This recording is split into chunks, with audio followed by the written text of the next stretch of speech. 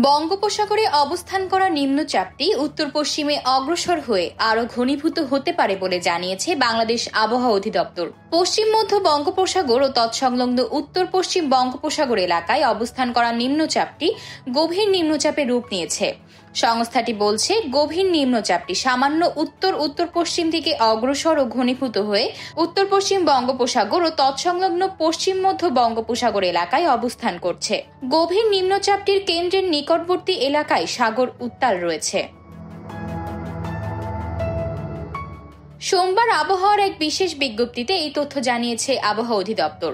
আবহাওয়াবিদ doctor Mohammad Abul Kalam Mallick স্বাক্ষরিত বিশেষ বিজ্ঞপ্তিতে বলা হয়েছে, গত রোববার দিবাগত মধ্যরাতে গভীর নিম্নচাপটি চট্টগ্রাম সুন্দরবন থেকে 720 কিলোমিটার পশ্চিম দক্ষিণ পশ্চিমে, কক্সবাজার সমুদ্র বন্দর থেকে 695 কিলোমিটার পশ্চিম দক্ষিণ পশ্চিমে, মোংলা সমুদ্র বন্দর থেকে 545 কিলোমিটার দক্ষিণ পশ্চিমে ও পায়রা সমুদ্র বন্দর থেকে 570 কিলোমিটার দক্ষিণ পশ্চিমে অবস্থান করছিল। গভীর নিম্নচাপটি আরও উত্তর পশ্চিম দিকে অগ্রসর হয়ে পুরীর কাছ দিয়ে ওড়িশা উপকূল অতিক্রম করতে পারেও বলে জানিয়েছে মোহাম্মদ আবুল কালাম মল্লিক।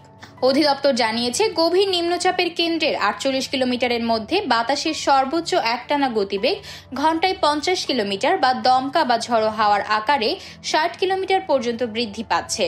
গভীর নিম্নচাপটির কেন্দ্রের নিকটবর্তী এলাকায় সাগর উত্তাল রয়েছে।